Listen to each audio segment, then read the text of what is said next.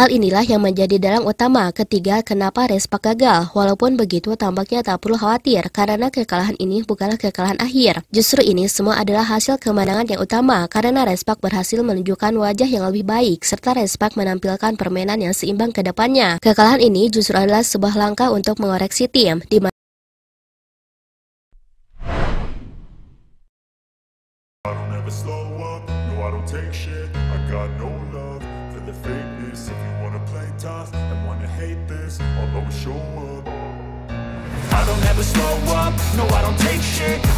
sebuah penampilan menjadi sorotan utama di pertandingan antara Respak melawan IBK Alto saat laga tersebut berlangsung. Pertemuan Megawati Hangasri dan Lee Soyung memang lagi-lagi menjadi tajuk utama perbincangan yang sangat ditunggu-tunggu oleh para penggemar. Apalagi dalam beberapa momen terakhir, nasib Soyung sangat berbanding drastis sekali. Di mana Soyung selain jarang dimainkan, dirinya terlihat tidak bahagia saat berada di Respak. Sehingga tidak aneh sama sekali jikalau banyak publik yang menyinggung masalah utama itu mulai memahami perasaan Soyung. Apalagi akhir-akhir ini Soyung dirinya menjadi camat di IBK yang tentunya hal ini malah kebalikan dengan prinsip juara dirinya. Dan publik banyak sekali yang menuntut bahwa seharusnya di pertandingan Respak menghadapi IBK ini Soyung dimainkan. Soyung hanya bermain beberapa kali dan tampaknya ia hanya bermain di momen-momen kecil di mana kesempatannya sangat sedikit sekali. Sebenarnya pada pertandingan tersebut Respak memiliki sepoin kemenangan yang seharusnya bisa didulang dengan sangat baik. Akan tetapi tampaknya Dewi Fortuna tidak berpihak pada tim sehingga merujuk pada satu pertanyaan, kenapa Respak gagal menang pada pertandingan kali ini? Memang kekalahan yang dialami oleh Respak kali ini cukup mengejutkan sekali daripada apa yang kita kira. Jangankan publik, komentator saja saat itu usai IBK mencatatkan kemenangan kelimanya. Saking tak percaya melihat keadaan yang diusung oleh anak Ko Hee-jin tersebut. Bukannya apa-apa, komentator saat itu menganggap bahwa Respak dipastikan akan membalikan keadaan. Namun tampaknya kini mulai terbongkar apa kelemahan tim dari Ko Hee-jin sehingga mereka gagal meraih kemenangan. Bukan Megawati, bukan Ko Hee-jin, bukan Yim Hae-sun, dan bukan pemain Respaklah dalang utama kekalahan yang diraih oleh Respak itu. Akan tetapi dalang utama kenapa Respak gagal meraih kemenangan. Ada 3 dalang utama kenapa Respak gagal meraih hasil positif di pertandingannya tersebut. Dalang yang utama adalah Victoria. Sepertinya Respak dan tim ini tidak mengantisipasi Victoria secara betul. Berbeda dengan saat bertanding menghadapi Silva ataupun Hyundai, di mana Moma dan Silva semuanya diawasi secara khusus. Pada pertandingan kali ini, tampaknya tim yang diasuh oleh Ko Hee-jin tersebut tidak memperhatikan Victoria sedikit pun.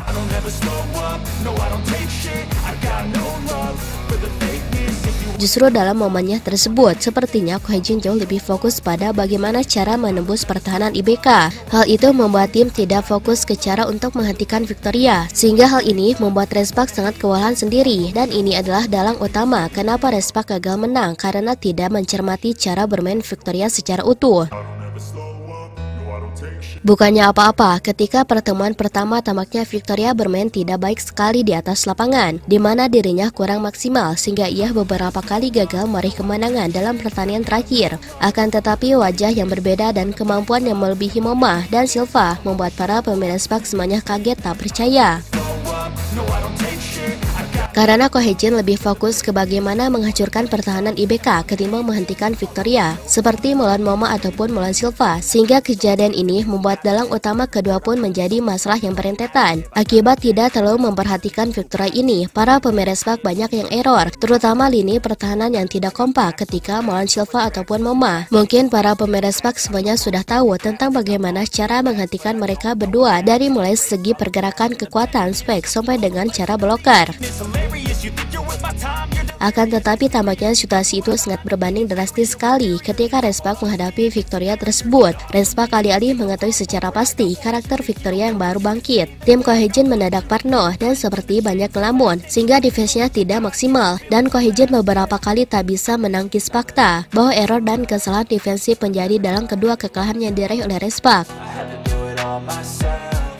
Sedangkan yang ketiga adalah tim Respak sejatinya adalah tim yang sempurna. Namun perlu diingat, sesempurna-sempurnanya tim Respak maka perubahan dan rotasi harus sering dilakukan. Bukannya apa-apa dari kemarin sejak pertandingan pertama, kedua, dan ketiga di set awal sampai dengan set tertentu. Sepertinya rotasi pemain Respak itu saja.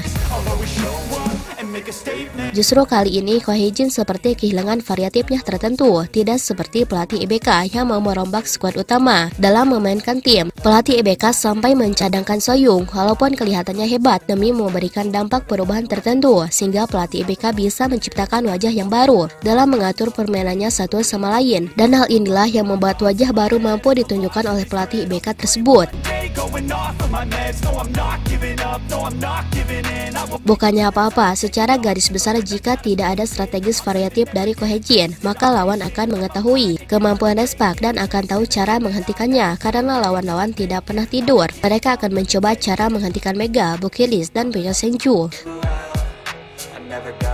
Hal itu sudah dibuktikan oleh pelatih IBK, di mana pelatih IBK padanya mampu mengubah variatif permainan sehingga dirinya bisa menemukan titik kelemahan, yakni kelemahan Mega, Pyo Seung-ju, dan Bukilis adalah rotasi bloker. Banyak sekali bloker yang silih berganti masuk untuk menahan ketiga pemain itu, sehingga stamina mereka tetap berada di puncak. Sedangkan Mega, Pyo Seung-ju, dan Bukilis akan kehabisan nafas atau tenaga. Hal inilah yang menjadi dalang utama ketiga kenapa Respak gagal. Walaupun begitu, tampaknya tak perlu khawatir karena kekalahan ini bukanlah kekalahan akhir. Justru ini semua adalah hasil kemenangan yang utama karena Respak berhasil menunjukkan wajah yang lebih baik serta Respak menampilkan permainan yang seimbang ke depannya. Kekalahan ini justru adalah sebuah langkah untuk mengoreksi tim, di mana Ko Hye-jin sudah tahu bahwa Respak belum sempurna dan masih dalam progres yang nyata.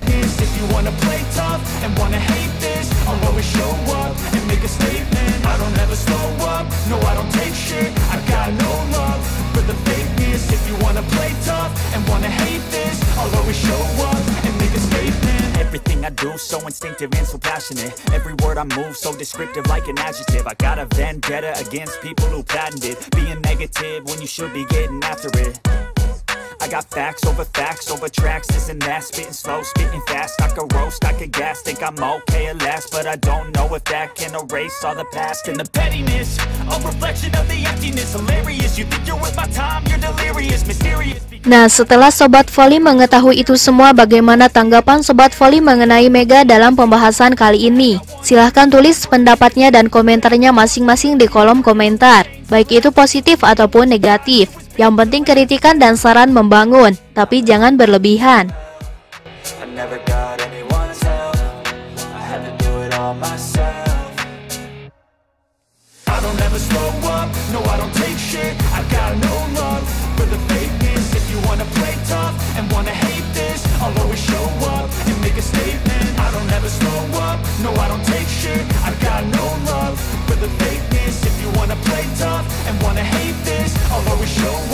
Make a statement. Gonna learn the consequence of being